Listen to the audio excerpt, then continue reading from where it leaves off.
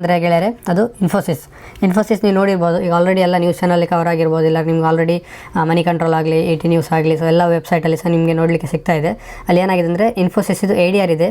ಅದು ನಿನ್ನೆ ನಾನು ವೀಡಿಯೋದಲ್ಲಿ ನಿಮಗೆ ಹೇಳಿದ್ದೆ, ಇನ್ಫೋಸಿಸ್ ADR ಇಲ್ಲಾಂದರೆ ಇಂಡಿಯಾದ ಕೆಲವು ADRs ಇದೆ, ಅದು ಅಮೆರಿಕನ್ ಮಾರ್ಕೆಟಲ್ಲಿ ಟ್ರೇಡ್ ಆಗ್ತದೆ. ಸೊ ಅಲ್ಲಿ ಅವರು ಡೈರೆಕ್ಟ್ ಸ್ಟಾಕ್ ಆಗಿ ಟ್ರೇಡ್ ಆಗೋದಿಲ್ಲ, ಅದು ADR ಆಗಿ ಟ್ರೇಡ್ ಆಗೋದು, ಅಮೆರಿಕನ್ ಡೆಪಾಸಿಟರಿ ರಿಸಿಟ್ ಅಂತ ಹೇಳಿ.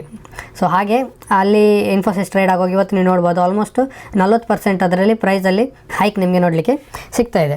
ಸೊ ಇದು ಸಡನ್ ಸ್ಪೈಕ್ ನೋಡಿ ಸ್ಟಾಕ್ ಮಾರ್ಕೆಟಲ್ಲಿ ವಾಲಟಿಲಿಟಿ ಸರ್ಕಿಟ್ ಟ್ರಿಗರ್ ಆಯಿತು, ಟ್ರೇಡಿಂಗ್ ಕೂಡ ಟೆಂಪ್ರರಿ ಅಲ್ಲಿ ಹಾಲ್ಟ್ ಆಯಿತು. ಸೊ ಇದು ಏನಾಗಿದೆ ಅಂತ ಹೇಳಿದರೆ ಯಾರಿಗೂ ಸಹ ಕ್ಲಿಯರಾಗಿ ಐಡಿಯಾ ಇಲ್ಲ. ಸೊ ಅಲ್ಲಿ ಟ್ರೇಡಿಂಗ್ನ ನ್ಯೂಯಾರ್ಕ್ ಸ್ಟಾಕ್ ಎಕ್ಸ್ಚೇಂಜಲ್ಲಿ ಸ್ವಲ್ಪ ಸಮಯಕ್ಕೆ ಇದನ್ನು ಹಾಲ್ಟ್ ಮಾಡಿದ್ದಾರೆ. ಇದು ಏನಂದರೆ ಶಾರ್ಟ್ ಸೆಲ್ಲರ್ಸ್ ಬಾರೋ ಮಾಡಿದ್ದಾರೆ ಸ್ಟಾಕನ್ನು ಸೆಲ್ ಮಾಡೋಕ್ಕೆ, ಅವರು ಸ್ಟಾಕ್ನ ಬೈ ಮಾಡಿ ಇದು ಬಾರೋ ಮಾಡಿದ್ದಾರೆ ಫಾರ್ ಸೆಲ್ಲಿಂಗ್. ಆದರೆ ಪ್ರೈಸ್ ರ್ಯಾಪಿಡಾಗಿ ಇನ್ಕ್ರೀಸ್ ಆಯಿತು, ಅದೇ ಕವರ್ ಮಾಡೋಕ್ಕೆ ರಶ್ ಆಗಬೇಕು. ಅಂದರೆ ಅದು ಏನಾಯ್ತು ಅಂದರೆ ಅದು ಶಾರ್ಟ್ ಸೆಲ್ಲರ್ಸ್ ಬೈ ಮಾಡಿದ್ರಲ್ಲ ಸೆಲ್ ಮಾಡಲಿಕ್ಕೆ ಅಂತೇಳಿ. ಸೊ ಆಗ ಅದರೊಟ್ಟಿಗೆ ಇನ್ನೊಂದು ಬೇರೆ ಪ್ಯಾನಿಕ್ ಬೈಯಿಂಗ್ ಸಹ ಬಂತು. ಸೊ ಅದೆಲ್ಲ ಮಿಕ್ಸರ್ ಆಗೋದು ಅದು ಆಲ್ಮೋಸ್ಟ್ ತುಂಬ ಹೈಕ್ ಜಾಸ್ತಿ ಆಯಿತು, ಮತ್ತು ಅದು ನಾರ್ಮಲ್ ಟ್ರೇಡೆಡ್ ವಾಲ್ಯೂಮ್ಗಿಂತ ಅದು ತುಂಬ ವಾಲ್ಯೂಮ್ ಅವ್ರದ್ದು ಜಾಸ್ತಿ ಹೋಯಿತು. ಸೊ ಹಾಗಾಗಿ ಈ ಥರ ಪ್ರೈಸ್ ಹೈಕ್ ಆಗಿದೆ. ಸೊ ಅದು ಇವಾಗ ಅವರು ಆಲ್ಮೋಸ್ಟ್ ಅದನ್ನು ನಾರ್ಮಲ್ ಮಾಡಿದ್ದಾರೆ. ಈಗ ನೀವು ನೋಡಿದರೆ ನಿಮಗೆ ಇನ್ಫೋಸಿಸಲ್ಲಿ ಆಲ್ಮೋಸ್ಟ್ ಒಂದು ಖಾಲಿ 6% ಮಾತ್ರ ಅಪ್ ನೋಡಲಿಕ್ಕೆ ಸಿಗ್ತಾ ಇದೆ. ಆದರೆ ನೀವು ನೋಡ್ಬೋದು ಲಾಸ್ಟ್ ಕ್ಲೋಸಿಂಗ್ ಪ್ರೈಸ್ ಇತ್ತು $20, ಅದು ಹೈ ಟಚ್ ಆಗಿತ್ತು $30. ಅಂದರೆ ಆಲ್ಮೋಸ್ಟ್ ಹೇಳ್ಬೋದು ನೀವು 50% ಹೈಕ್ ನಿಮಗೆ ನೋಡಲಿಕ್ಕೆ ಸಿಗ್ತಾ ಇತ್ತು.